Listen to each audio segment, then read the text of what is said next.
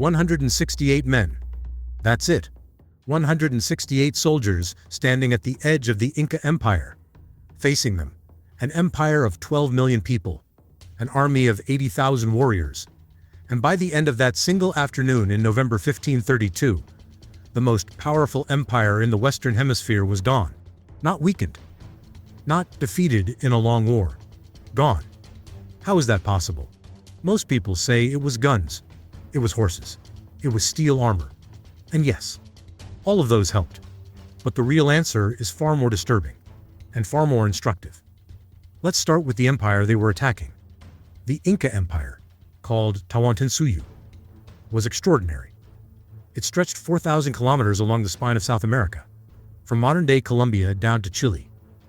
12 million people speaking dozens of languages, all unified under one emperor. The infrastructure alone was staggering. 40,000 kilometers of paved roads.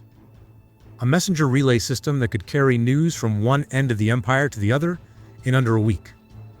Sophisticated agriculture, engineering, record-keeping. No wheels, no iron, no writing system. And still one of the most organized civilizations on Earth. The emperor was not just a king. He was considered the son of the sun god, a living deity. His name was Atahualpa, and he had just won a brutal civil war against his own brother to take the throne. That detail matters. Remember it. Now enter Francisco Pizarro, 60 years old, illiterate, the illegitimate son of a Spanish soldier. He had already failed twice at reaching this empire. This was his third attempt. He had 168 men, 27 horses, and a few small cannons. He marched them into the Andes Mountains, into the heart of an empire that could have crushed him without breaking a sweat. And Atahualpa let him come. This is the first mystery. Why did Atahualpa not simply wipe them out in the mountains? He had scouts everywhere. He knew exactly how many men Pizarro had. He could have sent 10,000 warriors and ended this before it began. Instead, he invited Pizarro to meet him at Cajamarca. He wanted to see these strange pale men for himself. He believed they were curious, perhaps even divine. He also believed they were no threat. He was wrong. Pizarro arrived at Cajamarca and found it empty. He placed his soldiers inside the stone buildings around the central plaza, hidden, waiting. The next morning, Atahualpa entered the city. He came with 6,000 men, most of them unarmed. This was a ceremonial procession, not a military advance. A Spanish priest walked out to meet him. He handed Atahualpa a Bible. He explained, through a translator, that Atahualpa must accept Christianity and swear loyalty to the King of Spain. Atahualpa held the Bible, turned it over, put it to his ear. It made no sound. He threw it to the ground. That was the signal. A Spanish cannon fired from the building above.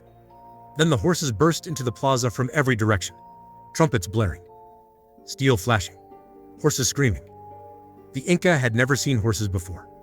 They believed a horse and rider were a single terrifying creature. Panic spread instantly. 6,000 people in a closed stone plaza. Pizarro's soldiers cut through them in minutes. 2,000 Inca were killed. Atahualpa was captured alive. Not a single Spaniard died. In a single afternoon, the living god of the Inca Empire was a prisoner. Now here's the real reveal. The Inca immediately offered a ransom. Atahualpa proposed to fill a room, 22 feet long, 17 feet wide, with gold, up to the height of his outstretched hand, then fill 2 smaller rooms with silver. Pizarro agreed. Over 8 months, the Inca brought an unimaginable amount of gold and silver, melted down from sacred temples, carried from across the empire. The ransom was delivered in full. Pizarro did not honor the agreement.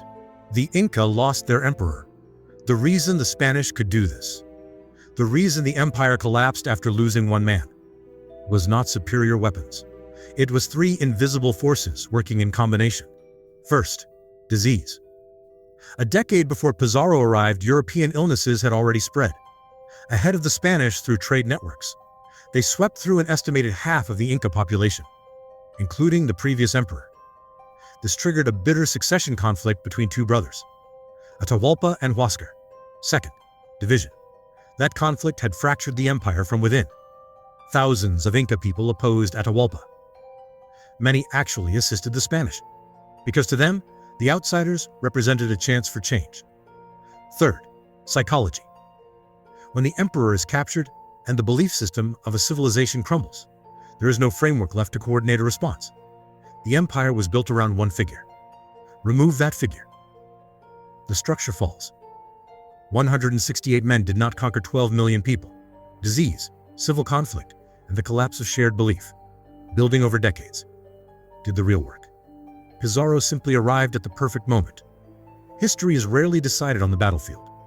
It is decided by everything that came before the first move was made.